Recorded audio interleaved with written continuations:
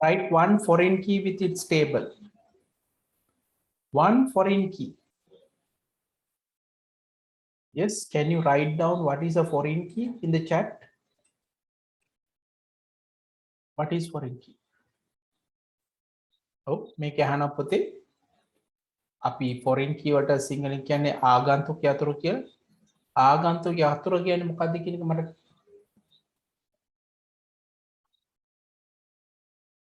okay. Yes, write down if you don't remember what is foreign key, write down.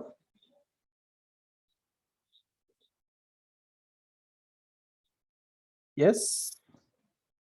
Foreign key is a field or set of fields which we use to connect two tables together,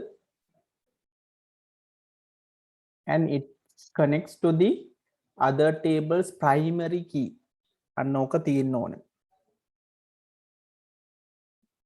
ආගන්තුක යතුරු යනු right වගු දෙකක් සම්බන්ධ කිරීමට භාවිතා කළ හැකි ක්ෂේත්‍රයක් වන අතර එය සම්බන්ධ වන්නේ අනෙක් වකුවේ ප්‍රාථමික යතුරත් සමග. ආගන්තුක යතුරු අර්ථ දැක්වීම හිමයි. එන මතක තියාගන්න ආගන්තුක යතුරු යනු වගු දෙකක් සම්බන්ධ කිරීමට භාවිතා කළ හැකි ක්ෂේත්‍රයක් වන අතර එය සම්බන්ධ වන්නේ අනෙක් වගුවේ ප්‍රාථමික යතුරත් සමගයි. So if you ask me what is foreign key is a field that can be used to connect two tables together, which it will connect to the primary key of the other table. Right. Now, Achira, right, how many foreign keys we have in the products table? Oh, products table එකේ තියෙන ඉස්සලා මට කියන්න foreign keys කීයක් තියෙනවද කියලා මට එවන්න පුතේ. මේ table තුනම ගන්න. products එකේ කීයද, sales වල කීයද, customer වල කීයද? මට ලියලා එවන්න chat එකේ. ආගන්තුක යතුරු කීයක් තියෙනවද? මේ products table එකේ කීයද, sales table එකේ කීයද, custom table එකේ කීයද කියන එක මට ලියලා එවන්න chat එකේ ටක් ගාලා.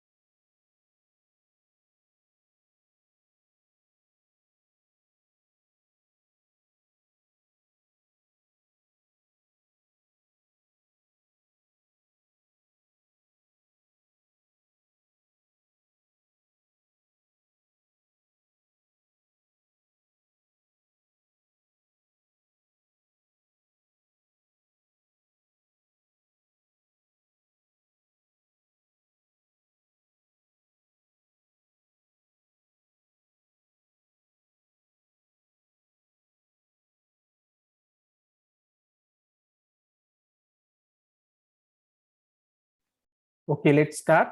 මට දැනට උත්තරේ වල තියෙන්නේ අචිරයි අමාශයි විතරයි. ප්‍රශ්නෙට උත්තරේ ඒවල නැහැ. Right. මොකද්ද කිව්වේ? So what is a foreign key? A field that can be used to connect two tables. Field එකක් අපිට පාවිච්චි කරන්න පුළුවන් තවත් ටේබල් එකක් සම්බන්ධ කරන්න. මොකද වෙන්නේ? පොදු වෙන්න එපේ. අපි products table එක ගත්තොත් අපි products ID කියලා ගමු. මේක පොදුද කොහෙට හරි? ආව පොදුයි. sales table එකත් එක්ක. එතකොට පළවෙනි එක හරි. ඒ කියන්නේ මේක පොදුයි.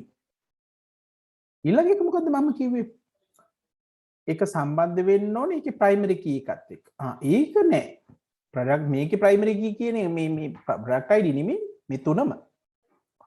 එහෙනම් මේක foreign key එකක් නෙමෙයි. product name එක ගන්න common කොහෙවත් නැහැනේ. ඒ නිසා මේක වෙන්නෙත් නැහැ. price තියනවද? නැහැ. එහෙනම් මේකේ හරි products table එකේ foreign keys එහෙම නැත්නම් ප්‍රාථමික ආගන්තුක කතුරු නැහැ.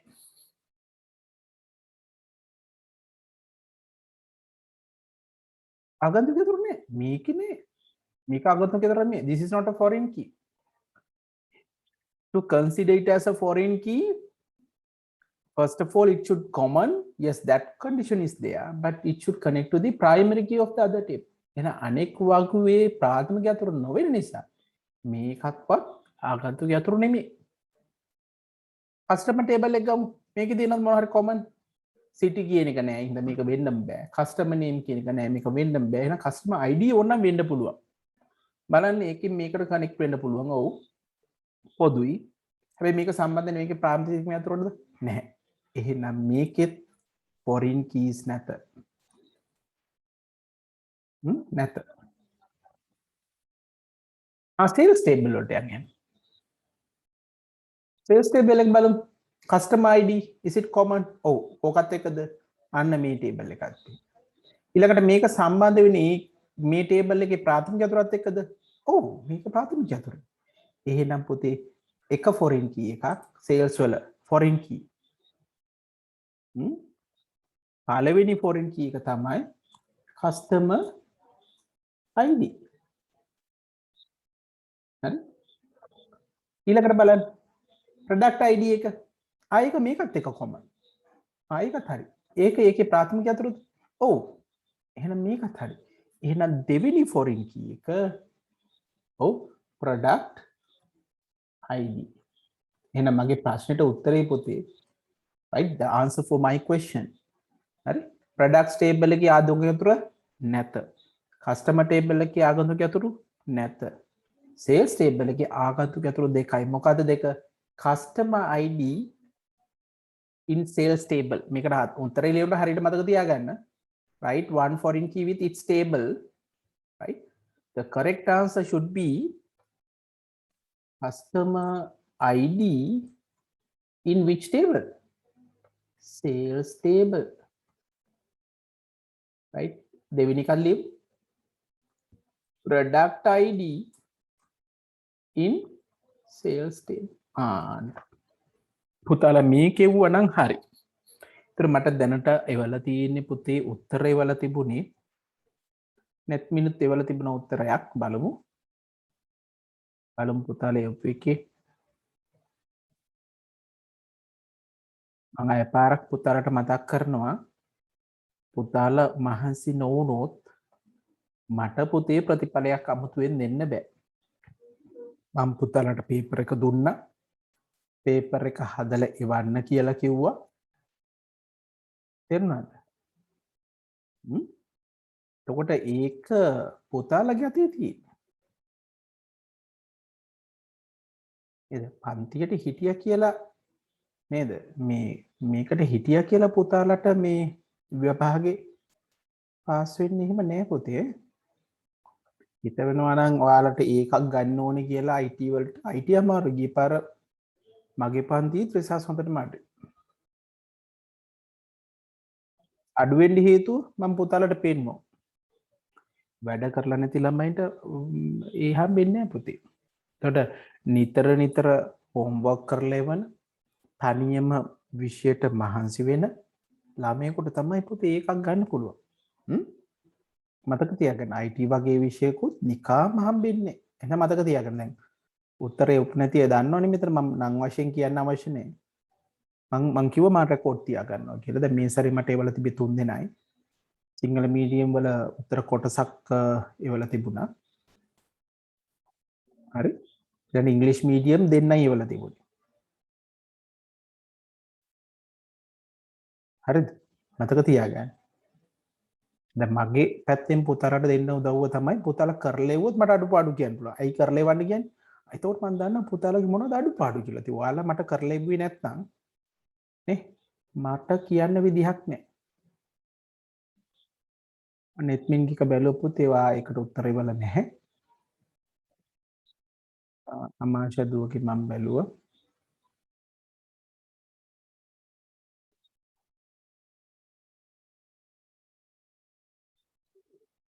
ප්‍රමුදිය වල තිබුණා.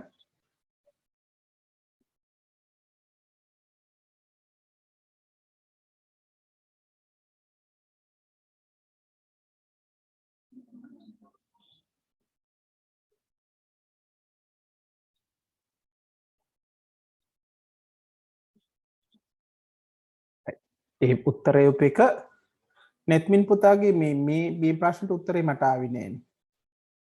මට එවන්න අය වක්කරාන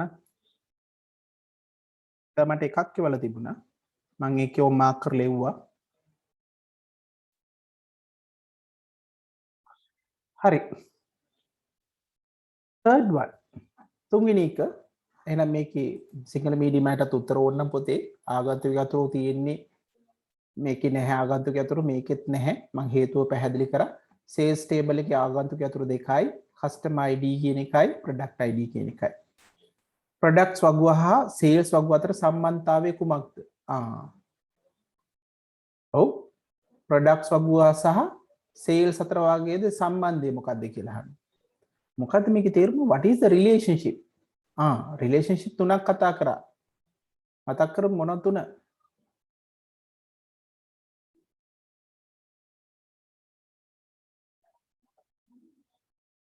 ඕකේ නෙත්මින්. හරිද පුතේ? අපි ලබන සතියේ ඉඳන් මම සිංහල මීඩියම් පුතාලව මම වෙනම ගන්නවා ඉංග්‍රීසි මීඩියම් වෙනම ගන්නවා මට ලේසි ප්‍රශ්න කරන නිසා මෙතනින් ඉස්සරහට. ඉතින් සිංහල මීඩියම් පුතාලා පොඩ්ඩක් නවතින්න අද ඉවරුණාට පස්සේ මම වෙන වෙලාවක් ඔයාලට arrange කරනවා. එතකොට ලේසි. නේද? අපි රිලේෂන්ෂිප් කීපයක් කතා කරා. We discussed 3 relationships. Yes, Binu gave me one answer. One to one, one to many, many to many. ඒක ඒක බහු බහු බහු. Right. මට කියන්නේ ඒක one to one relationship එකක් කියන්නේ මොකද්ද? ලියලෙවන්න මෙහෙමයි. හරියන්න හරි වරදින්න හරි පුතාලා ලිව්වොත් තමයි ඒක මතක හිටියේ. මට වරදී අනික් අය hina වෙයි කියලා හිතුවොත් පුතේ අපිට විභාගෙදි වරදුනොත් කරෙක්ට් කරන්න කවුරුත් නැහැ. එහෙනම් ජීවිතේ මේ අනික් අයට බය වෙලා එහෙම ඉඳලා හරියන්නේ නැහැ. එතන මම මොන හරි කිව්වොත් පුතේ වණ්ඩ උත්තරේ එවන එක වාගේ වැඩක්.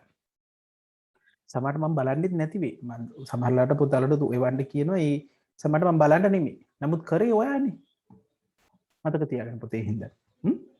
රයිට්. මෙන්න ප්‍රශ්නේ. ඒක සම්බන්ධතාවයක් කියන්නේ මොකක්ද? සිංහල මීඩියම් එකයි මට ලියලා එවන්න සිංහලෙන් ඉංග්‍රීසි අකුරු වලින් වුණත් කමයි. Right? One to one relationship. Others. Just type it and send me. I will correct it. මම පුතාලට හැමදාම කියන මම වැරද්ද පුතාලා පන්තියේ වැරද්ද ගත්තම කවදාවත් දොස් කියන්නේ නැහැ. I don't mind. You can make mistakes here. But don't make the same mistake in the exam. උදාහරණයක් කියමු බලන්න මට කෙනෙක් මේවට අමතරව one to one relationships. Give me an example for one to one relationship. One to one relationship. Yes.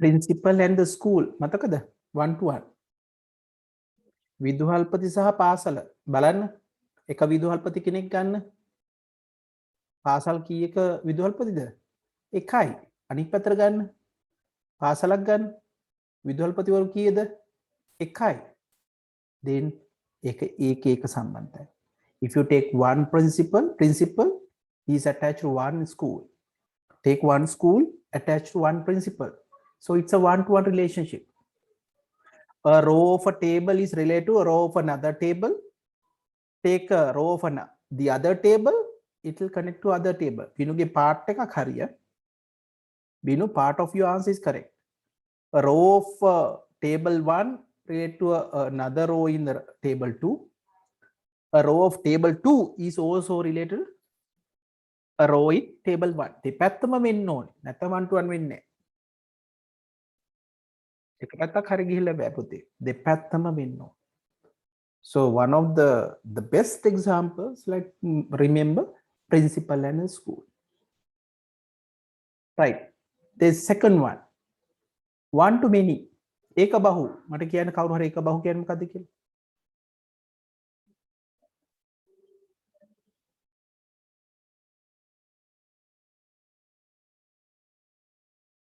එක බහු one to many relationship it's like this you take a row it will connect to exactly one in the other table take the row from the other table it will connect many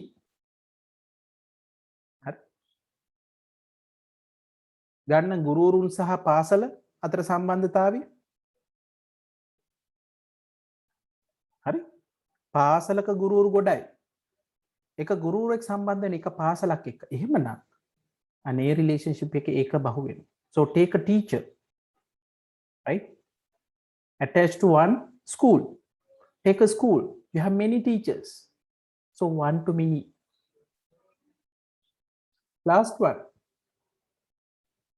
many to many බහු බහු සම්බන්ධතාවය කියන්නේ මොකද්ද වෙන්න ඕනේ එහෙනම් ඔයගොල්ලෝ එකක් ගත්තාම ඊළඟ ටේබල් එකේ ගොඩක් ඒ ගොඩ ටේබල් එකේ එකක් ගත්තාම අනිත් ටේබල් එකේ ගොඩක් උදාහරණ ශිෂ්‍යයන් සහ ගුරුවරු එක ශිෂ්‍යයෙක් ගන්න ගුරුවරු ගොඩක් ඉගෙන ගන්න එක ගුරුවරයෙක් ගන්න ශිෂ්‍යයන් ගොඩකට ගන්නවා එහෙනම් එක බහු බහු so it will be many to many the relationship between students and teachers so it will be many to many relationship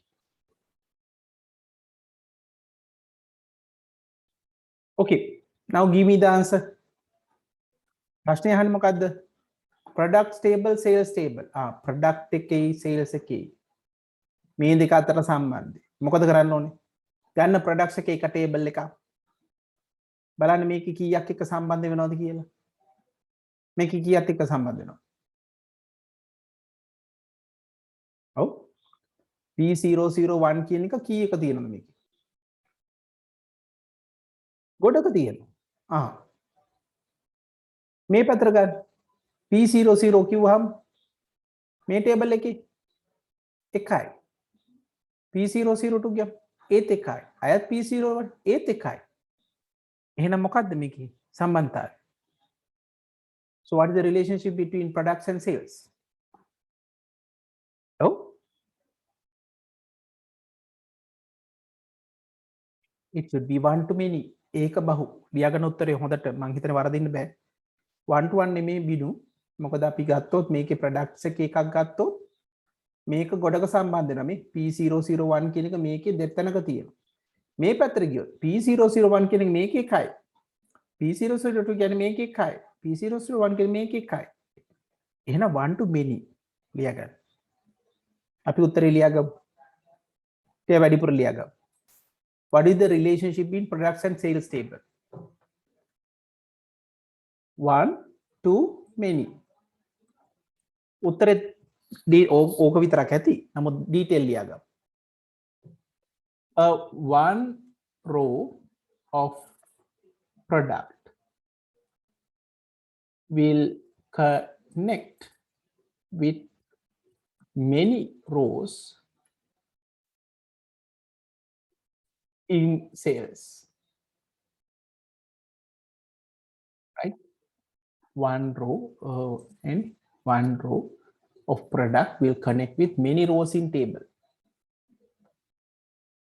But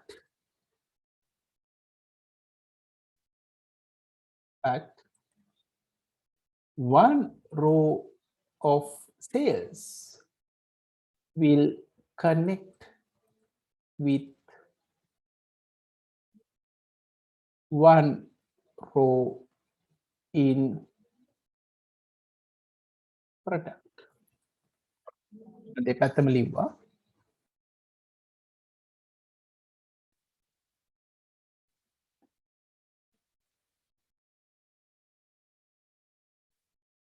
පල්ලෙහාට ගන්නම් උත්තරේ මේක මේ තුන්වෙනි එකට උත්තරේ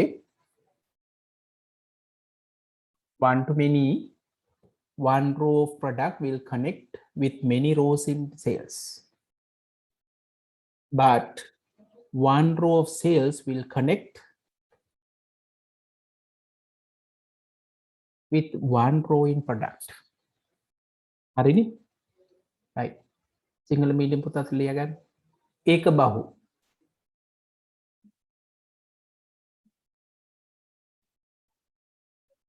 ලියා ගන්න එක. product වගුවේ එක් පේලියක්. product වගුවේ එක් පේලියක්.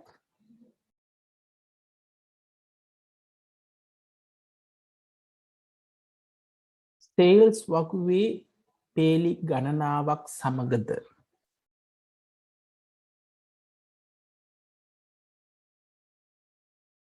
product වගුවේ එක් පේලියක් sales වගුවේ පේලි ගණනාවක් සමගද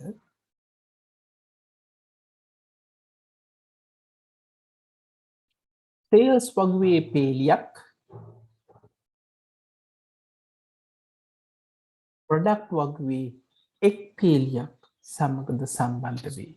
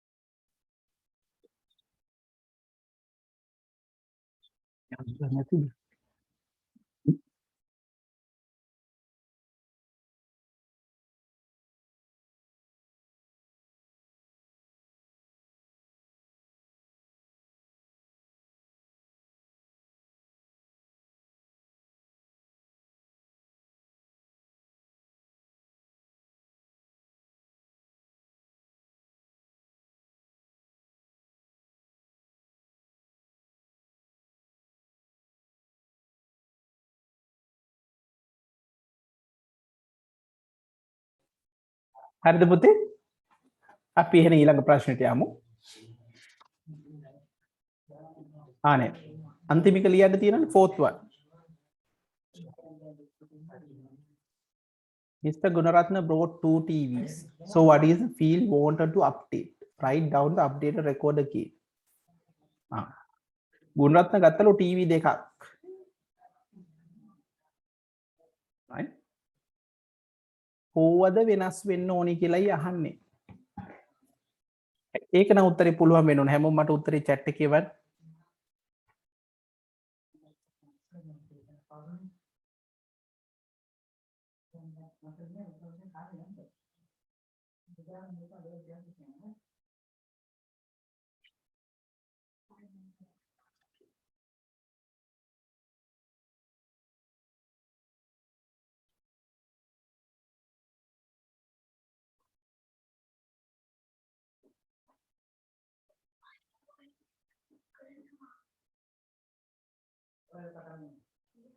Write down the answer. මම අනික් අයගේ පුතේ උත්තර බල්ල එවනවා.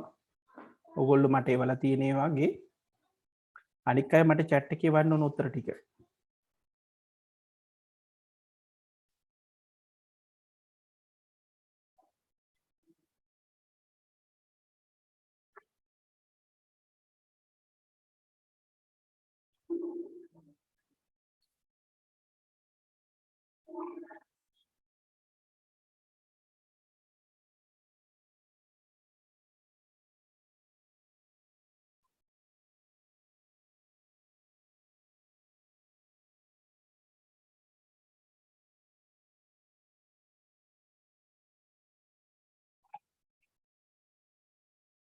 මට ඉස්සෙල්ලම කියලා එවන්න හැමෝම කොයි ටේබල්ස්ද වෙනස් වෙන්නේ? ගුණරත්න ටීවී දෙකක් ගත්තොත් මේ ටේබල් තුنين කොයි ටේබල් දෙක වෙනස් වෙන්නේ? Yes, can you tell me which tables we need to change? Do I have to change products? Products කියන වගුව මම වෙනස් කරන්න ඕනද?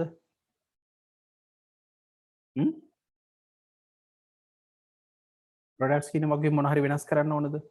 No, I don't have to, right? වගුවේ එකේ මොනවත් වෙනස් කරන්න දෙයක් නෑ. ටීවී තියෙනවා. නමුත් මේ ටීවී දෙකක් ගොන්නත්ම ගත්තා කියන එකට මුකුත් සම්බන්ධයක් නෑ. products කියන table එකේ කිසි වෙනසක් නෑ. Take the customer table. Gunaratne මේ table එකේ ඉන්න කෙනෙක්නේ. එහෙනම් ඒකේ මොනවත් වෙනස් වෙන්න නෑ. So there's no change for customer table. Sales table එක මොකද කියන්නේ? Yes. So what is the field wanted to update? Write down the updated record again. Right? In a Gunaratne කියන්නේ 001. Product එක P001.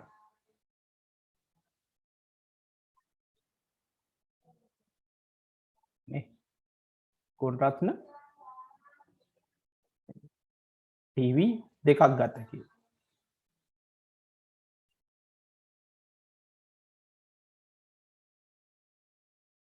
එහෙනම් මොනවද වෙනස් වෙන්න ඕනේ මේකේ?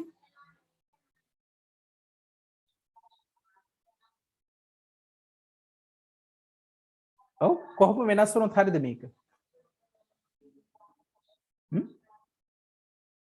එහෙනම් මේවා වෙනුවට හොඳම දේ තමයි පුතේ මතක තියාගන්න. මේක අප්ඩේට් වෙනකොට දෙකක් ගත්තා කියන එකනේ ඕනේ. එහෙනම් කොහොමද වෙනස් වෙන්න ඕනේ? 001 P001 quantity එක කීයක් වෙන්න ඕන? දෙකක් වෙන්න. එහෙනම් ඒක ලියනකොට මෙහෙම ලියන්න. හරි? හතරවෙනි එකට උත්තරේ මෙන්න මෙහෙම ලියන්න. කොහොමද ලියන්නේ? Type the column names. Custom ID.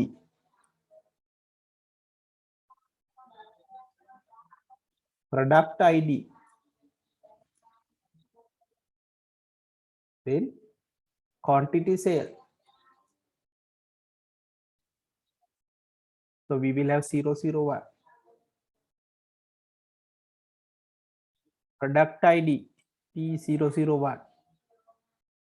Quantity is 2. Right? Quantity should be 2. Okay.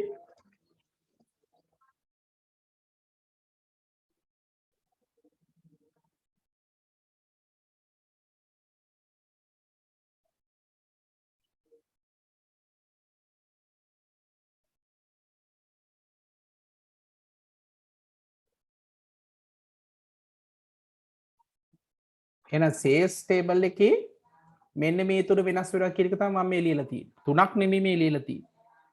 නේද? sales table එකේ මෙන්න මේ වගුව වෙනස් වෙන්න ඕන විදිය ලියලා තියෙන්නේ. කොහොමත් ඕගොල්ලෝ බැලුවොත් පෙනේ මේ දෙක වෙන වෙනම තියෙනවා. දෙකක් ගත්තා කියන එකට වෙනස් කරන විදිය. එහෙනම් මේකේ එක රෙකෝඩ් එකක් තිබුණා නම් ඇති. 001 P001 quantity එක වෙනුවට quantity දෙක වෙන්න ඕනේ. ඒක ලියනකොට පුතේ fields එකම ලියන්න.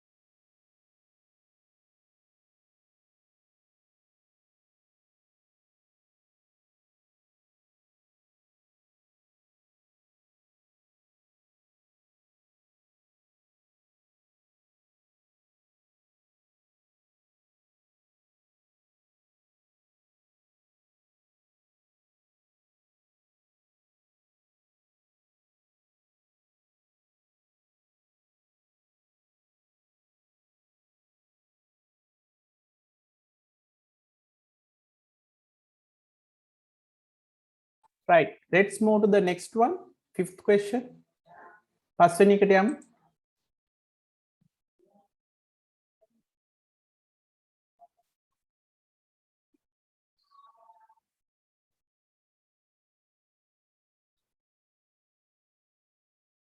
ABC Institute wants to design an information management system. Before developing the new system, a study is conducted on existing system and proposed system. අලුත් information system එකක් design කරලා කියනවා. ඒකට study එකක් conduct කරනවා. Write 5 ways to identify needs of the system. Please send me the answers in the chat. කළමනාකරන තොරතුරු පද්ධතිය නිර්මාණය කිරීමට ABC ආයතනය අවශ්‍ය වී තිබේ. නව පද්ධතිය සංවර්ධනය කිරීමට පෙර පවතින පද්ධතිය හා නව පද්ධතිය පිළිබඳ පූර්ව විමසා බැලීමක් සිදු කෙරේ. පද්ධතිය අවශ්‍යතා හඳුනා ගැනීම සඳහා භාවිතා කළ හැකි ක්‍රම පහක්. පහක් ටක් ගාලා ලියලෙවන්න.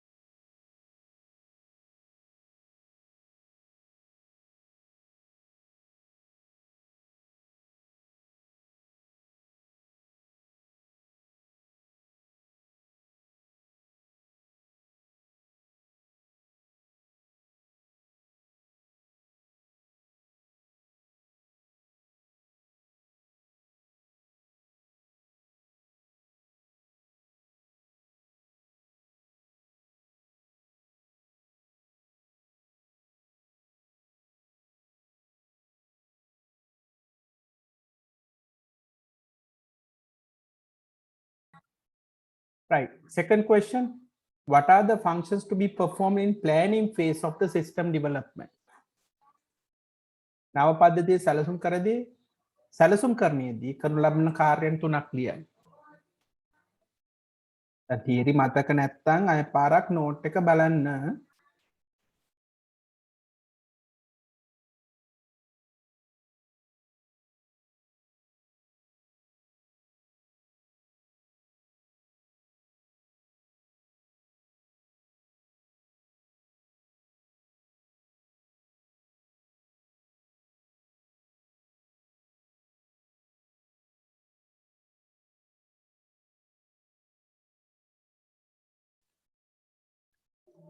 ඔව් මොනවද පුතේ ගන්න පුළුවන් මේකේ අවස්ථා හඳුනා ගැනීම සඳහා භාවිත කරන ක්‍රම පහ.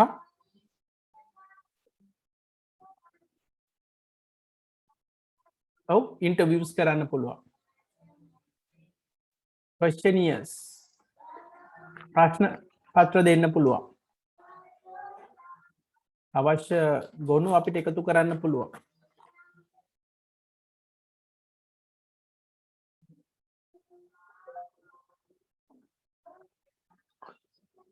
So we can use interviews, questionnaires, document samples, prototyping, observations. Ne? හරි මම එතනින් එහා ගිහිල්ලා එහෙම අන්න. අපිට ඕනේ දැන් මේ අතරින් අපි හිතමු අපිට ඉන්නවා ගොඩක් කට්ටියකින් තොරතුරු ගන්න ඕනේ. 1000කින් 2000කින් ගන්න ඕන තොරතුරු. මොකක්ද ඔයගොල්ලෝ පාවිච්චි කරන ක්‍රමේ? උදාහරණයක් ඉන්ටර්විව්ස් ද කරන්නේ ඔයගොල්ලෝ questionnaires ද දෙන්නේ. 1000ක් 2000ක් නම්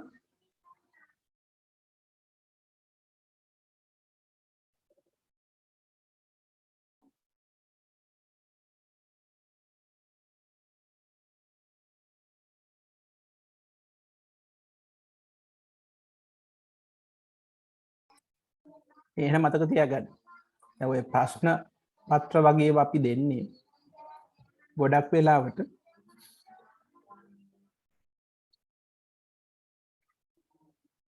ප්‍රශ්න පත්‍ර වගේ ඒවා අපි දෙන්නේ ගොඩක් කට්ටියට. ඉන්ටර්විව්ස් වගේ ඒවා කරන්නේ කීප දෙනෙකුට. නේ. උදාහරණයක් අපි library information system එකක් හදනවා නම් library එක පාවිච්චි කරන අයගෙන් තොරතුරු ගන්න questionnaires පාවිච්චි කරනවා. නේද? librarian සහ ඒ වැඩ කරන අයගෙන් අපි interviews ගන්න.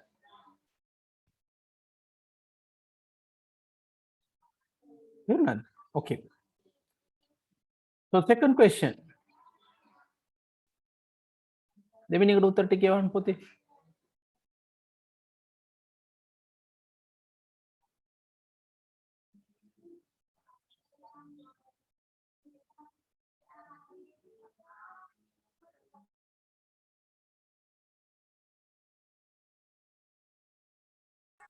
What are the functions to be performed in the planning phase of a system development?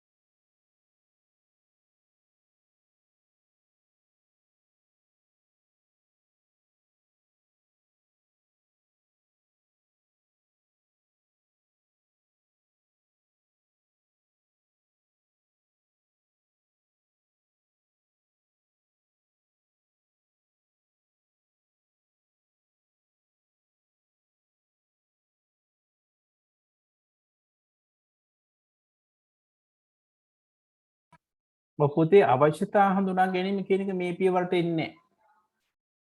plan කරනවා කියන්නේ planning the system. එතකොට මේ අවශ්‍යතා හඳුනා ගන්න ඉවරයි. So when you are planning, you are going to first identify software and architecture.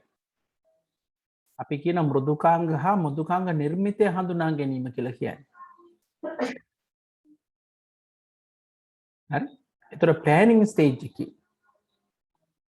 designing user interfaces. නේද? user interface හදන එක.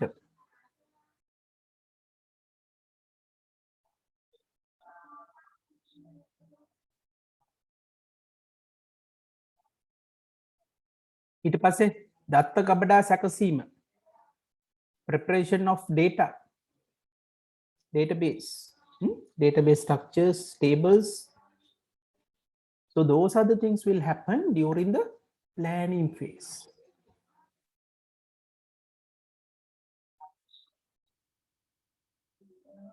Notes ටිකයි පාරක් බලමු නේද එහෙනම්?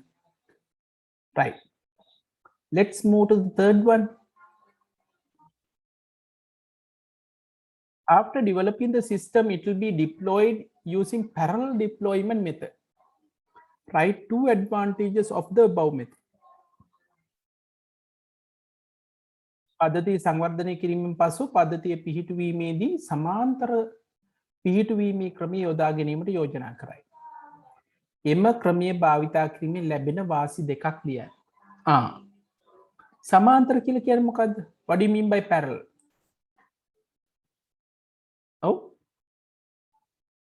chat එකේ දාලා එවන්න. What do you mean by parallel? chat එකේ දාන්න දෙන්න මම අහන්න.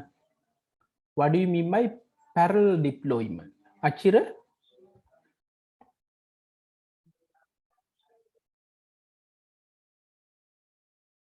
අමාෂා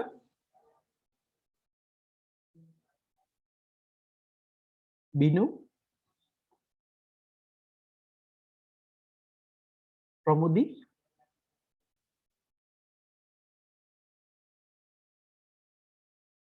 ඔව් සමාන්තරගත පිහිටුවීම කියන්නේ මොකද්ද? Let me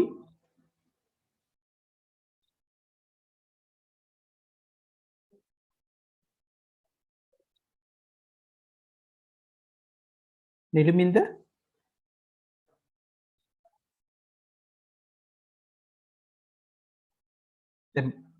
මොනවද අපි කියන්නේ? අපේ තියෙන නව පද්ධතිය තියෙනවා පැරණි පද්ධතිය තියෙනවා. Right? We have both new system and old system. So you are implementing the new system while you have the old system we call parallel. දෙකම එකට. මේකේ වාසි දෙකක් අහනවා.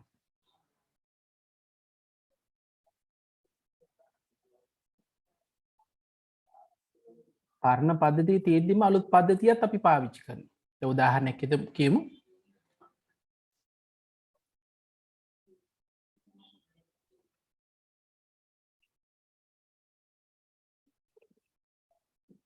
ඔව් අමාශයි බිනුයි ප්‍රමුදී මට උත්තර එවලා තියෙනවා ඒකට. හරි පුතේ. එහෙනම් වාසි දෙකකුත් කියමු. So what are the advantages you will get by parallel? දෙකම තියාගන්නගේ වාසි.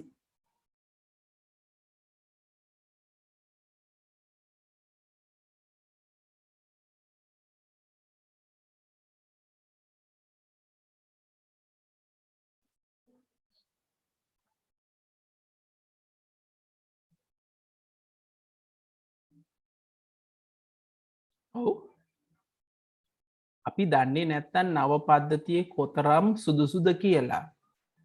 එහෙනම් හොඳම විදිහ පරණ පද්ධතියත් එක්ක නව පද්ධතිය යම් කාලයක් රන් කරන එකනේ. නේද? පැරණි පද්ධතියත් එක්කම නව පද්ධතියක් තියෙන එකේ වාසියක් තමයි නේද?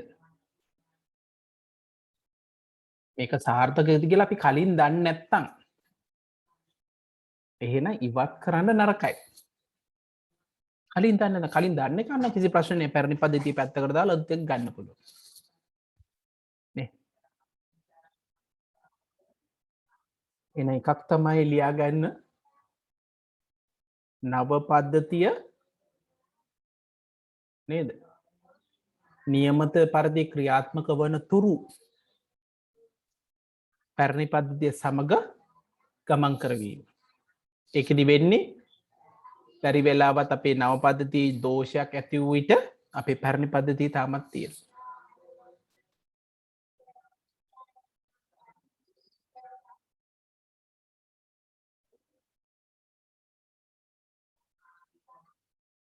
So when you have the new system together with the old system, if something goes wrong in the new system, still you have the old system with you in operation.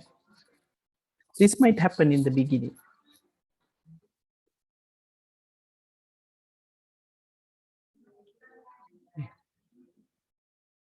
So you are minimizing a risk. Devinni advantage. You are not taking any risk නේ.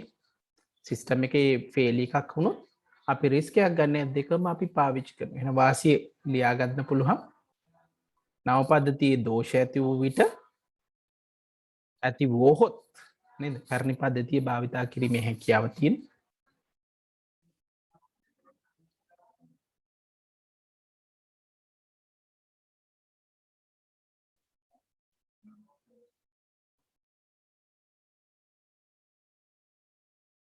ඊළඟට පැරණි පද්ධතියේ තියෙන අවශ්‍යතා ඒ පහසුකම් සමග නව පද්ධතියත් අපිට සංසන්ධනය කරන්න පුළුවන්. කොතරම් කාර්යක්ෂමද කියලා බලන්න පුළුවන්. So we can compare the performance when you have both system in place. Right? අන්න ඒ දෙක පුතලා ලියාගන්න එහෙනම් උත්තර විදිහට. So those are the advantages. Last one, briefly explain the importance of system maintenance. පද්ධතියක් නඩත්තු කිරීමට අවශ්‍ය වෙන්නේ ඇයි? දැන් ඔයගොල්ලෝගේ ගෙදර සයිකලයක් තියෙනවා. නේ? නඩත්තු කරනවා කියලා කියන්නේ මොකද පුතේ? දැන් නඩත්තු කරන්නේ නැතුව අපි සයිකලේ දිගටම පැද්දොත් මොකද වෙන්නේ? හරි සරලයි. හිතලා බලන්න.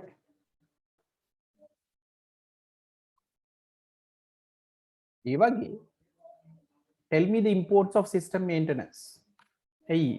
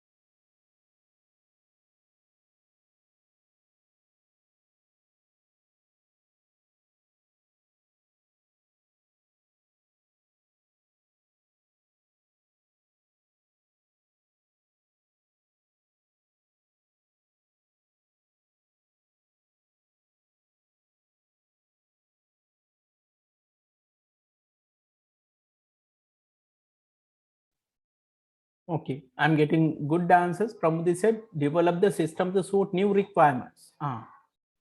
අපි සිස්ටම් එක කාලාන්තරයක් පාවිච්චි කරද්දී අපිට නව අවශ්‍යතා එනවා. දැන් ඉස්සර මොබයිල් ෆෝන් තිබුණේ නැහැ. සිස්ටම් එක රන් වුණේ කම්පියුටරේ විතරයි. දැන් විදියට මොබයිල් එකෙත් රන් වෙන්න ඕන. අන්න ඒ වගේ. Binu said, adopting new technology to new system to improve the efficiency. Good point. System maintenance solves any issues. Once you set up a system, you might get any issues, errors. We call bugs in computing. Bugs can be repaired during the maintenance. New features could be added. New technology could be added. එන මතක තියාගන්න. පරිගණකයේ දෝෂ නිවැරදි කරන්න පුළුවන්. හරි පද්ධතියේ දෝෂ නිවැරදි කරන්න නඩත්තු කිරීමේදී සිද්ධ වෙනවා. නව තාක්ෂණ යොදා ගන්න පුළුවන්. නව අවශ්‍යතා right ඇතුළත් කිරීමට පුළුවන්. එහෙනම් මෙන්න මේ ඒව ගන්න පුළුවන්.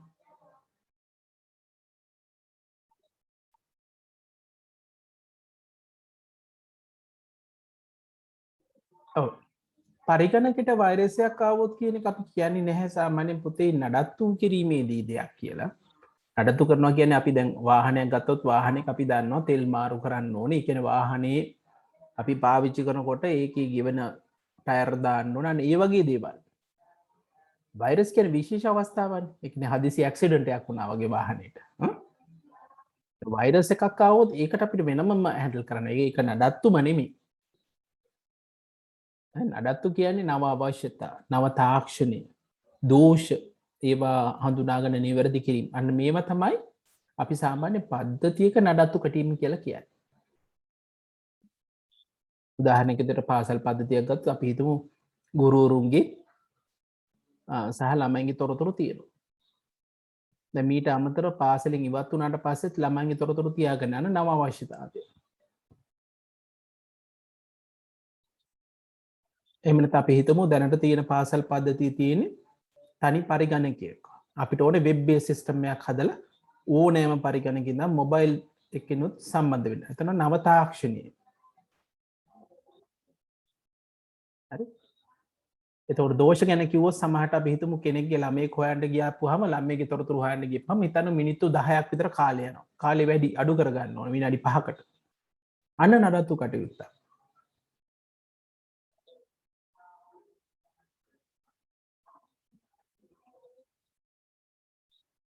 හරි. ඔය ටික තමයි තියෙන්නේ. හොඳයි පුතේ එහෙනම් අපි අදට මෙතනින් නතර කරනවා. පුතාලා උත්තර යොපු නැති අය මට ඕනේ ප්‍රශ්න අංක 6 සහ 7ට මට උත්තර එවන්න. බැරි වුණාට කමන්නේ කොටසක් හරි මට එවන්න ඕනේ. හරි? එව්වේ නැත්තම් මම ලබන සතිය ඇතුළට ගන්නෙ නෑ. හරි? දිගටම එළිය තමයි ඉන්න වෙන්නේ.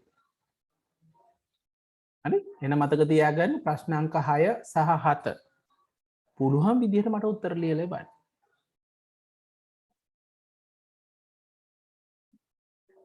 හරි පුතේ එහෙනම් අපි අදට නතර කරනවා. ඉංග්‍රීසි මීඩියම් පුතාලට යන්න පුළුවන් පුතේ මට සිංහල මීඩියම් පුතාලා දෙන්නට පොඩ්ඩක් කතා කරන්න ඕනේ. වෙන වෙලාවක් දාගන්න ඇත්තටම. මොකද ඒගොල්ලන්ට වෙනම මොකද පේපර්ස් කරන මට ලේසි පුතේ ලැන්ග්වේජස් දෙක වෙන වෙනම යනවා නම් අපි ඒ නිසා වෙන් කරගමු වෙලාව. ඉංග්‍රීසි මීඩියම් පුතාලට මම වෙනසක් නැතුව මේ වෙලාවෙම යනවා. සිංහල මීඩියම් අයට මම වෙන වෙලාවක් දෙන්නයි යන්නේ.